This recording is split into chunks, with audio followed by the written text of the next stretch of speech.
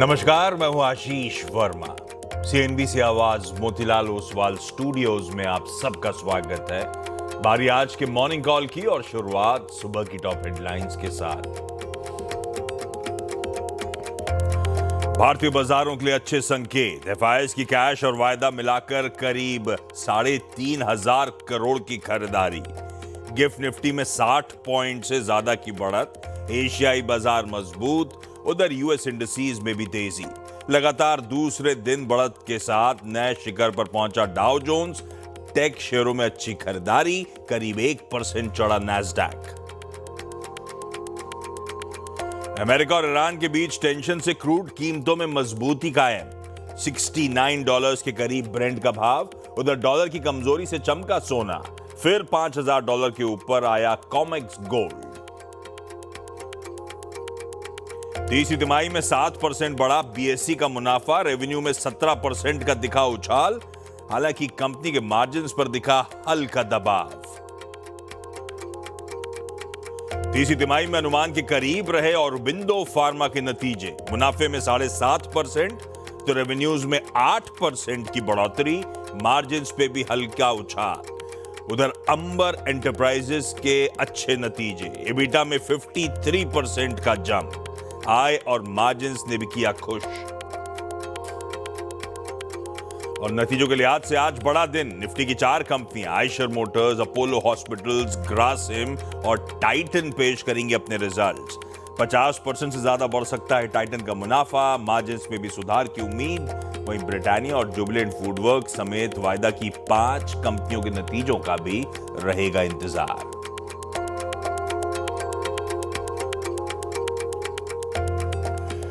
चलिए, मंगलवार की सुबह इस कारोबारी हफ्ते का डे 2 और 3 चीजें अपफ्रंट इंपॉर्टेंट हैं। बाकी तो खैर मैं डिटेलिंग करता रहूंगा जब आगे बढ़ूंगा। पहला, जो अभी अभी हेडलाइन पढ़ी मैंने, प्रोड्यूसर साहब ने मेंशन भी करा, आज एक रिजल्ट्स हेवी डे है। 4 निफ्टी और उसके ऊपर 5 और वायदा बाजार के रिजल्ट्स अवेटेड। दूसरी इंपॉर्टेंट बात, आज मंगलवार का दिन है। निफ्टी 50 के वीकली कॉन्ट्रैक्ट्स की एक्सपायरी का दिन। और तीसरा, कल आपको याद होगा तमाम अच्छे क्यूज एक साथ मिले हमको और हमने बढ़िया गैप के साथ शुरुआत करी और मजबूती के साथ हफ्ते का शुरुआती ट्रेडिंग सेशन बैठा। तो सबके जहन में सवाल होगा, क्या फर्दर लेग्स हैं कल के उस अप मूव के? क्या बढ़त और कंटिन्यू कर सकती है या नहीं? एसजीएक्स निफ्टी तो कह रहा है हाँ, 0.1% 70-80 पॉइंट और हारे में गैप के साथ शुरुआत करेंगे। इस तरह के गांधीनगर से संकेत आते हुए ऐसे में ग्लोब का मूड बता देता हूं, उसके बाद चलेंगे वीरू के पास। कैसे स्ट्रेटेजाइज करना है अब इस भारतीय बाजारों में। बाकी के एक्सपर्ट्स भी आपको आपकी स्क्रीन पे सुबह जुड़े हुए नजर आ रहे हैं। लाइए जरा, गिफ्ट निफ्टी आपने दिखाया था 70-80 पॉइंट की बढ़त के साथ ट्रेड करता हुआ। हमारे एशियन पियर्स लार्जली ठीक ठाक कामकाज कर रहे हैं। कल भी अच्छी मजबूती के साथ थे, आज भी ठीक ठाक बढ़िया ट्रेड देखने को मिल रहे हैं। मैं आऊंगा इसकी डिटेलिंग पे। प्लेट फ्लिप होगी तो यूएस में भी बढ़त के साथ ही कल के ट्रेडिंग सेशन में कामकाज हुआ। अब अगर ग्लोब में देखना है तो 5 चीजों को ऐसे समझिए इंपॉर्टेंट। पहले तो ये जो यूएस का सेशन, ये हमारा हैंडओवर हुआ। क्या था, फ्राइडे को बहुत अच्छा सेशन था, 2-2.5%। यही तीनों बेंचमार्क्स मजबूती के साथ ट्रेड कर रहे थे। तो उस तेजी का कंटिन्यूएंस कल के ट्रेडिंग सेशन में भी और तेजी तूली पकड़ रही थी। फ्लैट से 1% का उछाल। 1% पर स्ट्रेस इसीलिए दे रहा हूं क्योंकि नैस्डैक सबसे इंपॉर्टेंट हो गया है। बीच में पिछले हफ्ते मूड बिगाड़ने का काम नैस्डैक ने किया था। तो फ्राइडे को नैस्डैक 2.5% चढ़ने के बाद आज फिर, मतलब कल की ट्रेडिंग सेशन में फिर 1% की मजबूती के साथ ट्रेड होता हुआ नजर आया। तो वो मजबूती अभी भी दमखम दिखा रही है। हाँ, आज सुबह के फ्यूचर्स पस्त पड़े हुए हैं, तो 2 दिन के पावरफुल कमबैक के बाद हो सकता है आज एक कंसोलिडेशन का दिन हो, इस तरह के शुरुआती इंडिकेशंस आते हुए। हाँ, कई सारी रिपोर्ट्स ये कहती हैं कि भाई बच गए। रिकवरी जो ट्रेड प्ले आउट हो रहा है, उसके बाद S&P 500 जो सबसे वाइडली इंडेक्स है ट्रैक्ड वहां का, वो इंपॉर्टेंट एवरेजेस के ऊपर आ गया है। तो टेक्निकली बहुत ज्यादा दिक्कत आई नहीं। पिछले हफ्ते के उस दबाव से, पिछले हफ्ते के उस प्रेशर से हम उभर के उन इंपॉर्टेंट एवरेजेस के ऊपर ट्रेड कर रहे हैं। तब और अब की पहली प्लेट दिखा दीजिएगा प्लीज। हमने यूएस के 3:30 बजे फ्यूचर्स कहां छोड़े थे, आज सुबह कहां खड़े हुए। नैस्डैक से क्यों लेना है, तो तेजी भी और तूल पकड़नी चाहिए, पर डाउ और एसएनपी लार्जली जहां छोड़े थे उसी के इर्द गिर्द आपको मिलेंगे। तो मिला जुला सा कह लीजिए हैंड ओवर आता हुआ यूएस से। दूसरा मैंने एशिया दिखाया था, एशिया में फिर जापान चमक रहा है। जापान में कल बहुत अच्छा पावरफुल मूव्स थे और आज भी 1.5-2%, अब तो 2.5% हो गया, धीरे धीरे और इंचअप हो रहा है। कल की उस अच्छी तेजी के ऊपर 2.5% का उछाल है, तो वो पोस्ट इलेक्शन वर्डिक्ट जो रैली है वो कह लीजिए कंटिन्यू करती हुई, वो कह रहे हैं ना तकाइची ट्रेड जो है जापान में वो कंटिन्यू कर रहा है, तो वहां का मूड बढ़िया है। तीसरी इंपॉर्टेंट चीज क्यूज के तौर पे कच्चा तेल, हेडलाइन में प्रोड्यूसर साहब ने मेंशन कर रहा था, कच्चा तेल स्टॉक मार्केट में हमने 67.3 पे छोड़ा था, $1.5 वहां से और ऊपर है, बल्कि कुछ समय पहले तो 69 के ऊपर ट्रेड कर रहा था अभी भी, लेकिन $1.5 ऊपर हमें हैंडओवर मिल रहा है। क्यों? क्योंकि थोड़ा सा जियोपॉलिटिकल रिस्क प्रीमियम ऐड हो गया।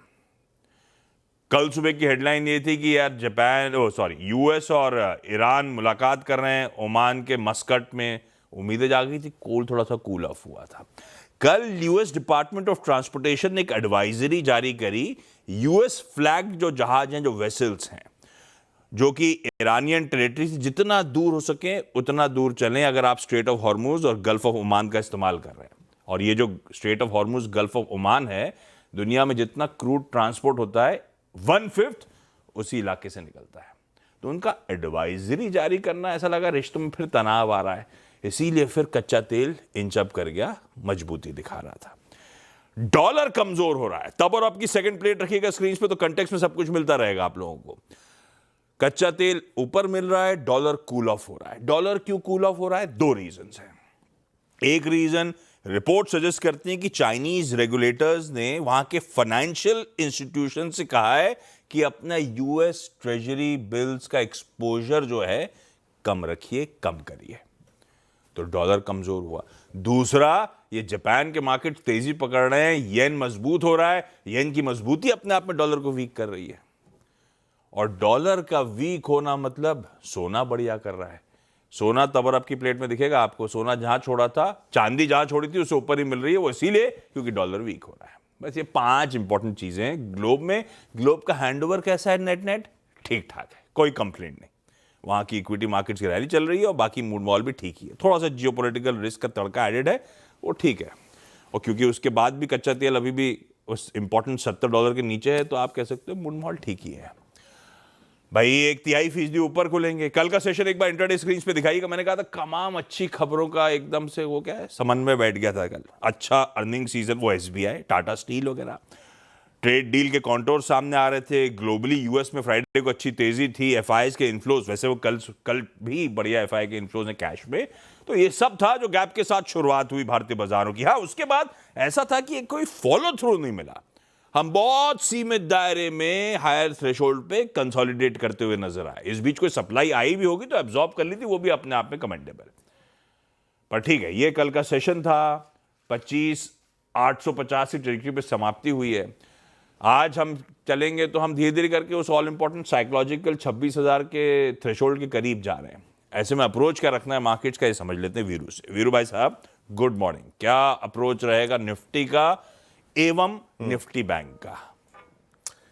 ओके, आते हैं पहले निफ्टी, फिर उसके बाद निफ्टी बैंक। आशीष, देखिए आशीष, कल एक सब्सटेंशियल गैप अप था और हमारे पास चैलेंज था कि हम इसे कैसे ट्रीट करें, है ना। लास्ट ट्यूसडे को एक गैप अप सिंक हो गया था, सिर्फ प्राइस वाइज 867।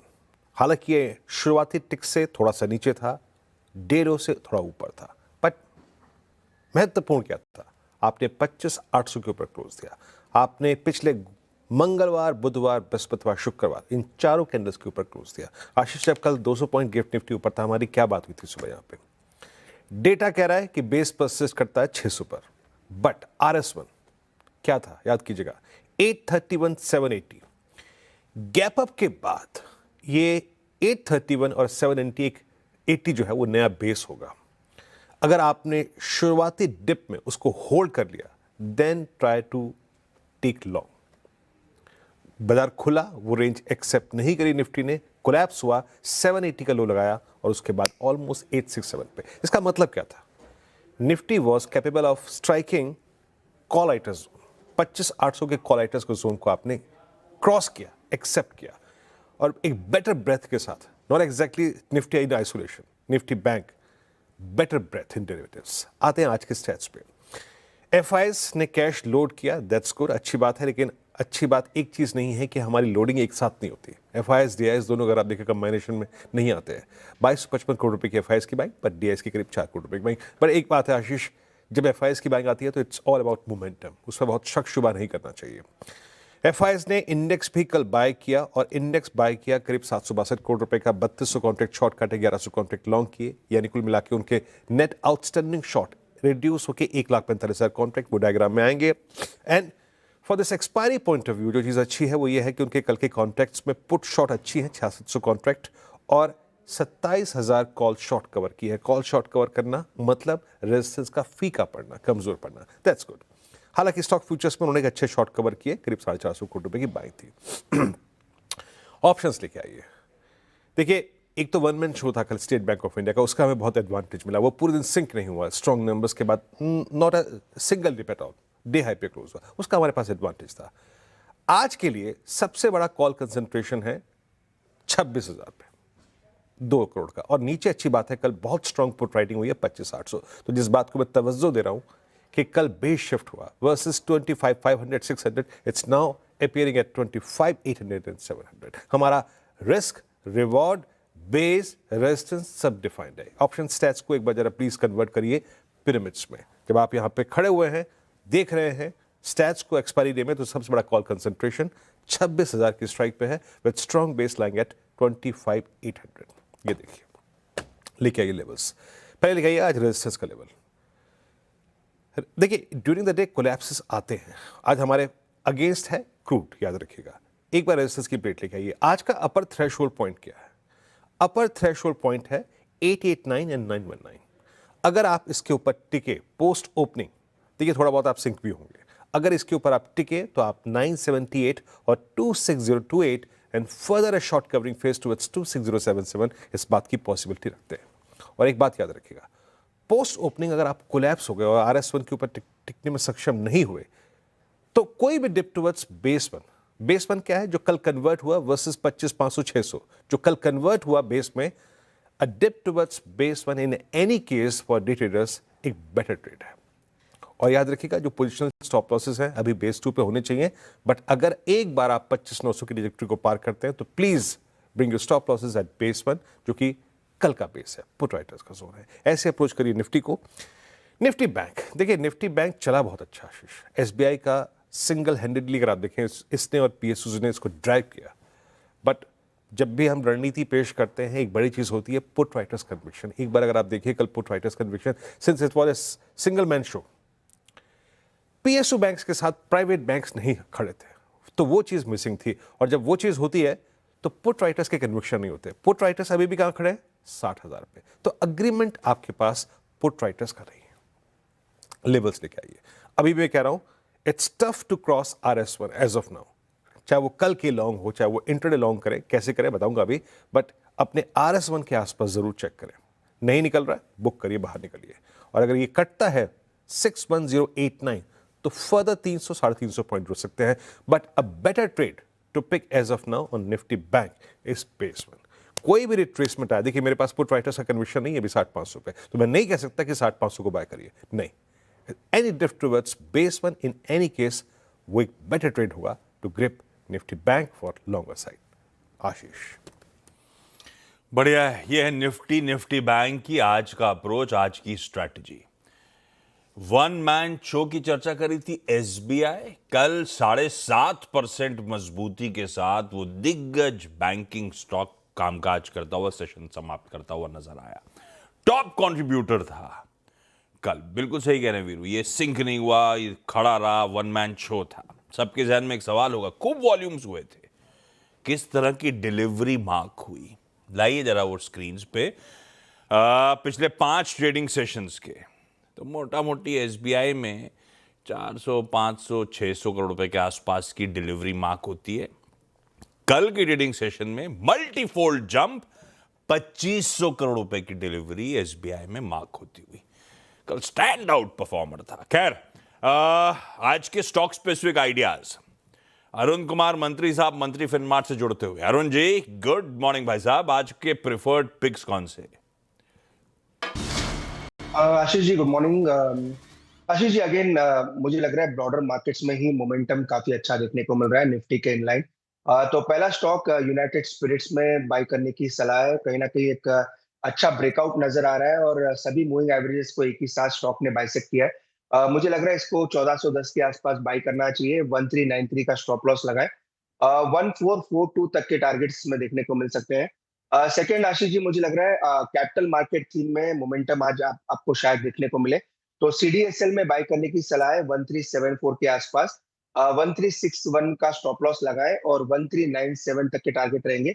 एक इन्वर्टेड हेड एंड शोल्डर का पैटर्न सीडीएसएल में बना है। मुझे लग रहा है उसका ब्रेकआउट शायद आज आपको देखने को मिल सकता है। मंगलवार के दिन यूनाइटेड स्पिरिट्स की चर्चा हो रही है, पर वो इसीलिए नहीं कि कंजम्पशन बढ़ रहा है भाई साहब। इसमें काफी सुगबुगाहट है। ये जो फ्रेंचाइजी ओन करते हैं रॉयल चैलेंजर्स बेंगलुरु को लेकर, काफी बिडर्स का तांता लगता हुआ, तो यूएसएल उसको भी इंजॉय करता हुआ। और सीडीएसएल की चर्चा मंत्री साहब ने करी है। अब से कुछ ही देर बाद सीएनबीसी आवास पे बीएसई लिमिटेड के एमडी सीईओ साहब होंगे, समझेंगे कैपिटल मार्केट्स का दरअसल मूड है कैसा। लेकिन ये प्रेफर्ड पिक्स आपके लिए। स्टॉप लॉसेस ध्यान रखिएगा। मंत्री साहब, थैंक यू सो मच जुड़ने के लिए। क्विकली कंचन के पास चलें आज के सारे इंपॉर्टेंट स्टॉक्स इन न्यूज के लिए। कंचन, गुड मॉर्निंग, बताएं। Good morning. शुरुआत कर लेते हैं ऑरबिंदो फार्मा के साथ। नंबर्स अच्छे हैं। नेट प्रॉफिट में 7.5% का उछाल है। मार्जिन्स भी हमें 20.5% पे रिपोर्ट होते हुए दिखाई दिए हैं। यूएस फॉर्मुलेशन की जो रेवेन्यू है 2.5% बढ़ा है। वहीं यूरोप फॉर्मुलेशन की बात करी जाए तो यहाँ पे अच्छी खासा उछाल 27% का यहाँ पे रेवेन्यू जंप देखने को मिला है। बीएसई के नंबर्स की बात करें तो नंबर्स यहाँ पे भी पॉजिटिव देखने को मिले हैं। क्वार्टर ऑन क्वार्टर बेसिस में रेवेन्यू में 17% का उछाल देखने को मिला है। वहीं अगर बात करें प्रॉफिटेबिलिटी की तो 7% का उछाल यहाँ पे। और अगर डेली एवरेज टर्नओवर की बात करी जाए तो यहाँ पे भी शानदार इजाफा जो है आता हुआ दिखाई दिया है। स्ट्रॉन्ग ट्रांजैक्शन है और इन्वेस्टमेंट इनकम भी स्ट्रॉन्गर साइड में बनी हुई है। अंबर एंटरप्राइजेस के नंबर्स भी हमें पॉजिटिव देखने को मिले हैं। जो यहाँ पे कंपनी का एबिटा है उसमें भी अच्छा खासा उछाल 246 करोड़ पे रजिस्टर किया गया है। मार्जिन में भी एक अच्छा खासा डिसेंट अपसाइड देखने को मिला है। अगर इनके बाकी सेगमेंटल परफॉर्मेंस की बात करी जाए तो सबसे ज्यादा इजाफा जो देखने को मिला है इलेक्ट्रॉनिक 79% और कंज्यूमर ड्यूरेबल 27% तक बढ़ते हुए नजर आए हैं। कुछ कैश के नंबर्स भी आए थे कल। बाटा नंबर्स यहाँ पे भी पॉजिटिव है। मार्जिन यहाँ पे 22% पे रजिस्टर किए गए हैं। इनफैक्ट जो प्रॉफिट है वो भी 13% तक बढ़ता हुआ नजर आया है। नवीन फ्लोरिन यहाँ पे भी नंबर्स हमें पॉजिटिव ही देखने को मिले हैं। इनफैक्ट मार्जिन की अगर आप बात करें तो ये तो शानदार तरीके से बढ़ते हुए नजर आए हैं। 34% पे ये रजिस्टर किए गए हैं। इसके अलावा सिजल इंडिया यहाँ पे कंपनी को जो ऑर्डर है वो हाथ लगता हुआ दिखाई दिया 1700 करोड़ का। ग्रेविटा यहाँ पे आरआईएमएल का जो पूरा हिस्सा है कंपनी जो है 565 करोड़ में खरीदने वाली है। परफेक्ट। ये सारे स्टॉक्स हो गए जो आज आप अपने फोकस में रखें। क्विकली छोटा सा ब्रेक। कमोडिटीज में कैसे कमाई होगी, इक्विटीज की तो बहुत डिटेल में चर्चा हो गई। इंदौर ले चलूंगा आपको पृथ्वी फिनमार्ट के मनोज कुमार जैन साहब के पास। Manoj ji, good morning. Break के उस पार आपसे जानेंगे आपकी आज की पिक्स। ओके, ब्रेक के बाद आप सबका स्वागत है। वो तब और आपकी सेकंड प्लेट दिखा रहा हूं, लेकिन जब ग्लोबल क्यूज सम अप कर रहे थे तो मेंशन कर दिया था कच्चा तेल बढ़ रहा है, यूएस डॉलर कूल ऑफ हो रहा है, सोने चांदी में थोड़ा बहुत कल्याण छोड़ा था 3:30 बजे से अब के बीच में। मैं क्यूज कमोडिटीज के बता रहा हूं, लेकिन इक्विटीज के लिहाज से ध्यान रखा करिए जब मैं तब अब बोलता हूं, क्योंकि मैं 3:30 बजे की कहानी समझा रहा हूं आपको। रात शाम के सेशन में कमोडिटी मार्केट्स बहुत कुछ डाइजेस्ट कर लेते हैं, इसीलिए और इंपॉर्टेंट मनोज सर जैसे एक्सपर्ट्स की मदद लेना कि फिर कमाई कैसे होगी। Manoj sir, good morning. ये इंदौर में अभी भी ठंड है क्या? बिल्कुल। गुड मॉर्निंग मनोज सर, आज के प्रेफर्ड पिक्स। आशीष जी, यहाँ पे सोने और चांदी में फिर एक बार पॉजिटिव मोमेंटम बनता हुआ दिख रहा है। जिस तरह से हमने डॉलर इंडेक्स कमजोरी देखी है, डॉलर इंडेक्स एक सप्ताह के निचले स्तरों पर फिसलता हुआ नजर आया। और वहां पे जापान में जो प्राइम मिनिस्टर की पार्टी की विक्ट्री हुई है तो उससे अब वहां पे जापानीज येन में बढ़त देखने को मिल सकती है, जिसका असर साफ तौर पर डॉलर पर पड़ता हुआ नजर आएगा। तो सोने और चांदी में पॉजिटिव मोमेंटम बना रह सकता है। यहाँ पे गोल्ड के अप्रैल वायदा में 1,56,000 के स्तर पर बाय करना है। 1,54,400 का स्टॉप लॉस रखना है। टारगेट 1,59,000 के रहेंगे। साथ ही यहाँ पे इंडस्ट्रियल मेटल्स में भी हम देख रहे हैं कि अच्छा कंसोलिडेशन देखने को मिल रहा है। एल्यूमिनियम के फरवरी कॉन्ट्रैक्ट में बाय की सलाह रहेगी 311 के स्तर पर। यहाँ पे स्टॉप लॉस 307 का रहेगा और लक्ष्य 318 के रहेंगे। लीजिए भाई साहब, आपके लिए दो इंटरेस्टिंग पिक्स आ गई हैं। कमोडिटी कॉल्स कह लीजिए, सोने में खरीदारी और एल्यूमिनियम में भी बाय इनिशिएट कर सकते हैं। दोनों के स्टॉप लॉसेस आपकी स्क्रीन पर हैं। मैं Manoj sir, thank you so much जुड़ने के लिए।